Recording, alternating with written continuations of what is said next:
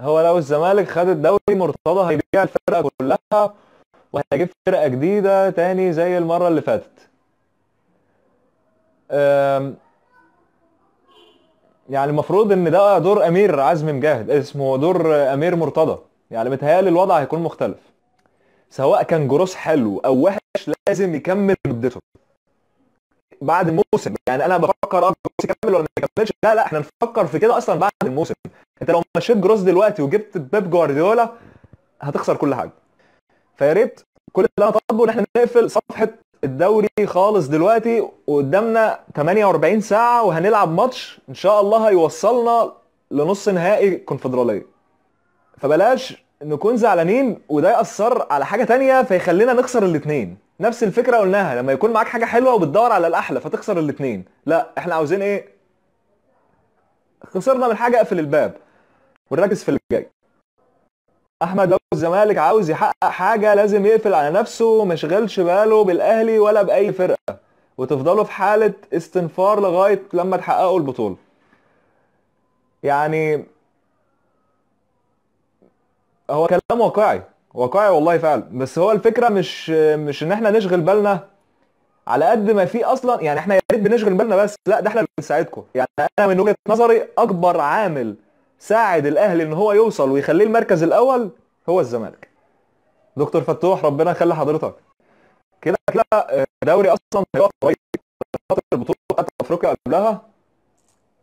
يعني اصلا هيجي وقت الزمالك هيلعب في افريقيا بس، يعني الاهلي لو كان الاهلي والزمالك صعدوا هيلعبوا في افريقيا بس والدوري هيقف. فالموضوع هيبقى فرق مثلا ماتش ولا حاجه، مش فرق كبير. يعني انا تقريبا كده قلت كذا يعني اسباب. يعني ما دخلناش في تفاصيل لان انا فعلا مش عايز اتكلم في تفاصيل. احنا لو دخلنا في تفاصيل هنسمع كلام مش حلو. انا خلصت الحلقه بتفرج عليها، لا ما ينفعش تنزل في الوقت ده خالص خالص. والمشكله ان انا وانا بكتب السكريبت اصلا بتاع الحلقه عامل حساب ان انا مش عايز انتقد. اخر حاجه بس عاوز اقولها وبعد كده هكون معاكم، اللي عايز يقول حاجه يقولها وانا هرد عليه. احنا لسه الدوري ما خلصش، لسه 27 نقطه، لسه 9 جولات، من ضمنهم جوله مع الاهلي وجوله مع بيراميدز اللي هم الثلاثه المنافسين. الفتره اللي جايه مش محتاجه فنيات ومش محتاجه لعيبه كوره. الفتره اللي جايه محتاجه رجاله، محتاجه عرق، محتاجه شرف، محتاجه الارض تمسح عرقنا. مش محتاجه فنيات خالص. لا طبعا محتاجه فنيات، ايه اللي انا بقوله ده؟ لا انا اقصد يعني ان هي الاساس مش هيكون فنيات. الروح والغيره، وانك يعني بتدافع عن اسمك، هو ده اللي هيحسم اللي جاي. اخر حاجة، مفيش بطل بيبقى بطل بسهولة، لازم الارض تمسح عرقه. الفترة اللي جاية بجد محتاجة رجالة، مش محتاجة حريفة. في فرق كبير. كمان 48 ساعة ماتش ما ينفعش نخسره، ما نخسرش مرتين، بالله عليكم ما نخسر مرتين. الروح هي اللي هتخلينا ناخد الدوري، لان مفيش امل في جروس. لا، هو حتى لو في وجود جروس ولو في امل، هي الروح اللي هتحسم الفترة اللي جاية. اللي عاوز سؤال يسأله. ايه رأيك في اعتراض اتحاد الكورة على حكم اجنبي في الماتش ده بالذات؟ ارجو الرد. طيب، هو المشكلة ان هو الزمالك طلب حكم اجنبي وبعدين قالوا ماشي ودفعوا الفلوس، وده على كلام اتحاد الكورة، والحكم الاجنبي ما جاش لضيق الوقت. طب انت بتلعب ليه؟ طب انت مش طلبت حكم اجنبي؟ انا الحلقة اللي فاتت لو كنت سمعته كنت قلت، الحلقة اللي قبل اللي فاتت لما قلت ان إدارة الزمالك طلبت ان هي يكون بحكام اجانب، فقلت يا ريت يا ريت نكمل اخر الموسم لاخر الموسم بحكام اجانب، ما نطلعش في وقت ونقول ايه مصلحة مصر العليا كانت بتتطلب حاجة تانية. هو ده الرد على السؤال. في لعيبة لازم تاخد فرصة طبعا. هو ليه الزمالك بيلعب بنفس اللعيبة في افريقيا والدوري رغم ان الزمالك عنده في كل مكان اكتر من لاعب؟ هو ليه بيروح يريح اللعيبة وينوع في التشكيل؟ مدرسة كده، روتين. على فكرة فريرا اللي هو انجح مدربين الزمالك الفترة الأخيرة كان عنده المشكله دي، كان روتيني جدا بس شتان الفارق ما بين ده وده. يعني كان فيريرا مثلا قعد حوالي 4 او 5 اسابيع مصطفى فتحي ما كانش بيلمس الكوره خالص، ولما لعب ثبت مكانه مع انه ما كانش بيلعب 90 دقيقه، بس كان في شخصيه. دي حاجه تفرق تاني، حاجه تانيه خالص. ربنا يخلي حضرتك يا دكتور فتوح، شكرا. هو ما حدش قال ان الزمالك وحش، احنا بنتكلم في العوامل اللي وصلتنا لكده ايه، احنا بنبين الوحش علشان خاطر نبعد عنه، احنا مش بنقول احنا وحشين. احنا لغايه دلوقتي فرق بيننا وبين المتصدر نقطه، واحنا يعني كفتنا في الكونفدراليه اعلى، واحنا حامل اللقب بتاع الكاس. وان شاء الله يعني ده لو كان اتحاد الكوره يعني رغبه في ماتش سوبر المفروض، صحيح لو الكاس كمل. فاحنا لسه ما خسرناش، احنا من اول الموسم للنهارده خسرنا البطوله العربيه بس وبطوله وديه. احنا بنحاول ما نقعش بس، فاحنا بنبين الوحش علشان خاطر نقدر نتجنبه، مش اكتر من كده. الزمالك مش جد في موضوع الحكم الاجنبي، انا قلت ان هي كانت تهديد، لوي دراع. اعمل لك كوبايه يا مستر، اعمل لك كوبايه كامله دلوقتي. هتطلع الماتش بتاع حسني التغيير؟ لا ان شاء الله هنعمل حلقه باذن الله. فييرا مش كان عنده لعيبه زي جروس، ورغم كده كان في اداء حلو جدا. واحنا جمهور اهم حاجه المتعه قبل الفوز. فييرا ولا فيريرا؟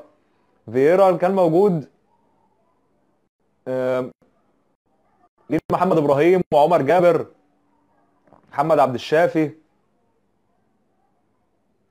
كان هو بصراحه برازيلي يعني بتاع كوره، وكان فعلا الخيارات كانت موجوده قليله، بس كان الدوري وقتها اصلا غريب، ما كانش في جمهور، ما اتقسم لمجموعتين، كانت الدنيا براح شويه، فما كانتش سنه مقياس بصراحه. في حاجه تانية عايزين نتكلم فيها؟ يحسب للاسارتي رغم انه مدرب ضعيف، ولكن شوف كم واحد لعب الفتره الاخيره وبالتالي اصبح عدد كبير جدا من لعيبه الاهلي جاهزين. هو ده بس الفرق. تمام، هو اول حاجه لاسارتي مش مدرب ضعيف، لاسارتي الظروف مش خدماه، ده رقم واحد.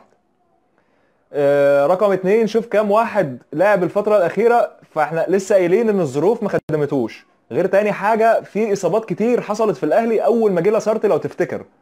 حسام عاشور، وليد سليمان، وكان أجاي لسه راجع، وأحمد فتحي والليلة دي كلها، فكان إجباري مش اختياري. الفرق ما بين الزمالك والأهلي الفترة الأخيرة يعني من وجهة نظري، ده عايز يكسب وده عايز يعرف ازاي يكسب بس.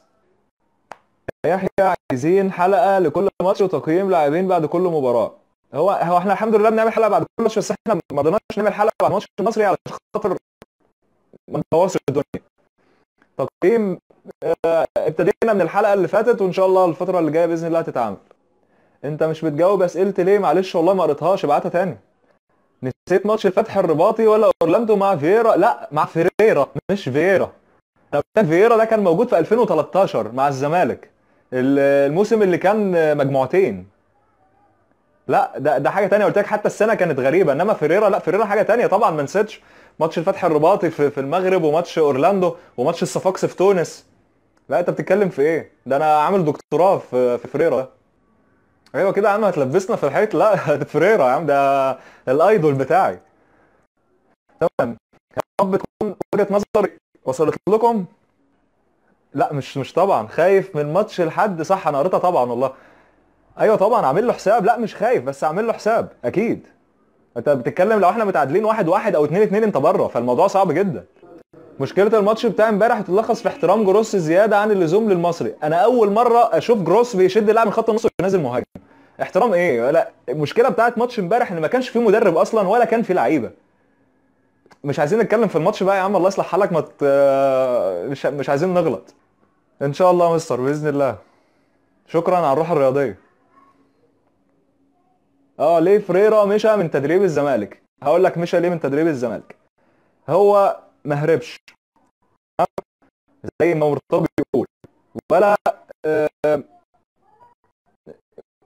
حصل مشاكل مع مرتضى منصور، ولا هو مشى عشان خاطر سبب مرتضى منصور، ولا الكلام ده خالص.